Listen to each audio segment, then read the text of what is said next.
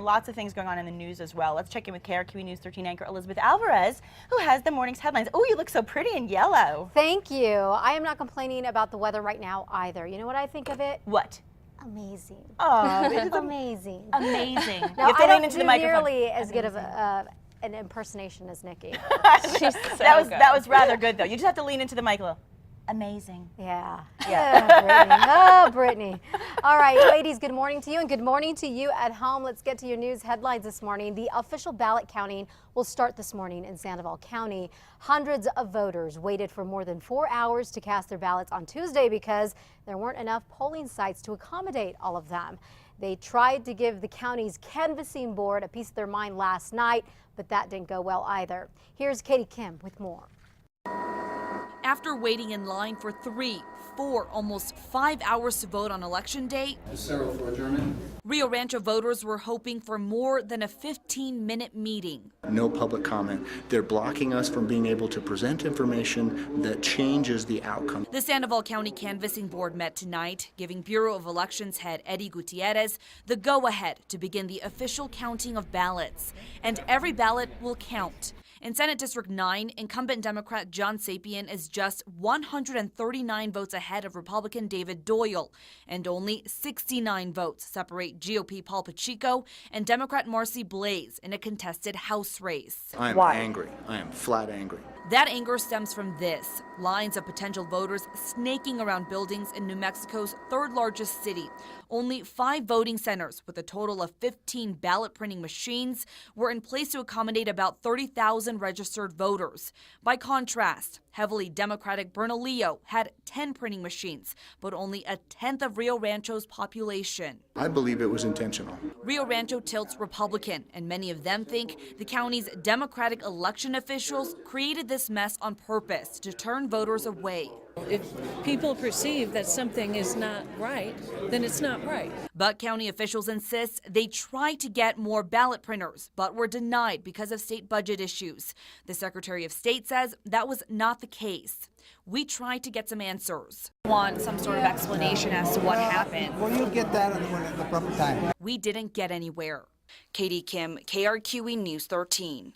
Well, we should know in about 9 days what the results are. County officials say they unofficially counted all the ballots from Tuesday, but could not tell us how many provisional ballots they still had left to go through from Rio Rancho voters who basically gave up on the lines and drove to Corrales or Bernalillo to vote. KRQE talks to some state Senate leaders who Governor Susana Martinez tried kicking out of office during the election. The governor and her super PAC spent a lot of cash trying to gain control of the roundhouse. They succeeded in getting 2 high-profile Democrats out, Senate President Tim Jennings and Majority Whip Mary Jane Garcia. Well, the governor's PAC especially targeted Jennings and Senate Majority Leader Michael Sanchez, but Sanchez was still reelected. I'd love to be able to work with her if she would ever tell us what her agenda really is. Her agenda is. The agenda is, he hasn't read it, is a problem. Now going back to Senate Leader Tim Jennings, he has served for 34 years and he tells us he's disappointed by the tone of this past year's election. This is a little discouraging for me because this brings the politics of hate and destruction down to the state level. Which we've always tried to avoid in the Senate. Jennings is being replaced by this man here, 27-year-old Republican Cliff Pirtle, a Pecos Valley farmer. He says his 2 legislative goals include repealing the illegal immigrant driver's license law and working on the state's education system, 2 of Governor Martinez's main initiatives. The Chavez County Republican Party does hope that Jennings will mentor Pirtle. It's something that we need to stop and just say, thank you for 34 years of work and dedication to this area, and I just hope that as a senator I can gain the trust and respect of the constituents as he has. By the way, Democrats who still have control of the Senate will likely pick the next president pro tem. It's a critical day for tens of thousands of people in Albuquerque. Starting tomorrow, they will have to get a new doctor or new health insurance because the contract with ABQ Health Partners and Loveless Insurance Program ends today. For people who want to stay with an ABQ health doctor, ABQ will pay for their doctor's visit until they get new insurance or until the end of this year. If they want to stay with Loveless's insurance, Loveless says it will help them find a new doctor, but they are not covered at ABQ Health anymore. A couple of weeks ago, hundreds of thousands of patients received word that ABQ Health Partners and Loveless would be ending their 5-year relationship. Well, that gave way to lawsuits and complaints from both sides, and it sent patients trying to move as fast as possible to secure getting a doctor.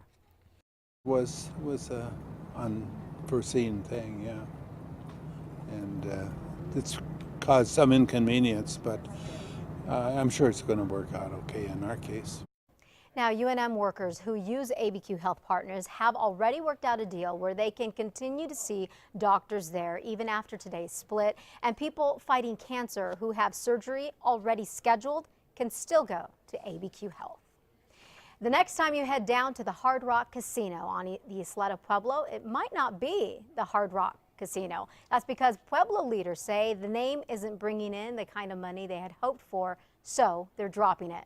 News 13's Amanda Goodman explains. As guitars were smashed on opening day 2.5 years ago, hopes were high that the rebranding of Isleta Hotel and Casino as the Hard Rock would mean a nice boost in revenue. We did not see the boost that I think we would have loved to have seen. In fact, slot revenues are about the same now as they were before the name change. The difference, though, is that Isleta Pueblo has been paying $1 million a year for the Hard Rock brand and everything that comes with it.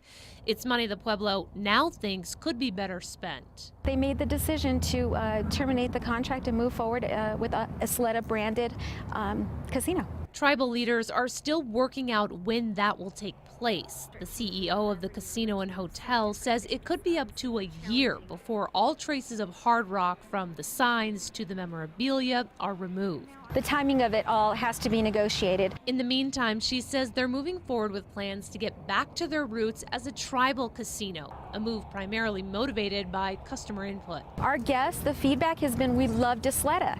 We really loved Isleta. So we're going to try and integrate that back in, but with a different sense of flair and style. The CEO says there's no bad blood and that the split is really amicable, adding that Pueblo leaders felt it was just time to try something new to stay competitive. In gaming today, you have to keep growing and changing or you die. So you try something, it didn't work, you try something else, and hopefully you find that one thing that works. Amanda Goodman, KRQE News 13.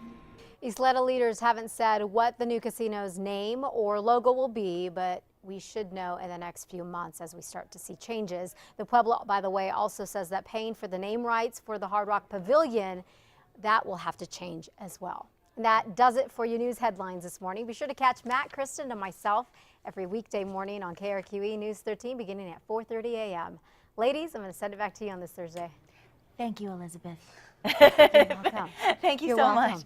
much. You know, that story is really interesting. We're big fans of Hard Rock, so my hope is that when they do this changeover, that a lot of the great people that work there still remain employed. I hope they don't all lose their jobs. Yeah, that's a good point. Yeah, You know? hopefully so. I hope it all works.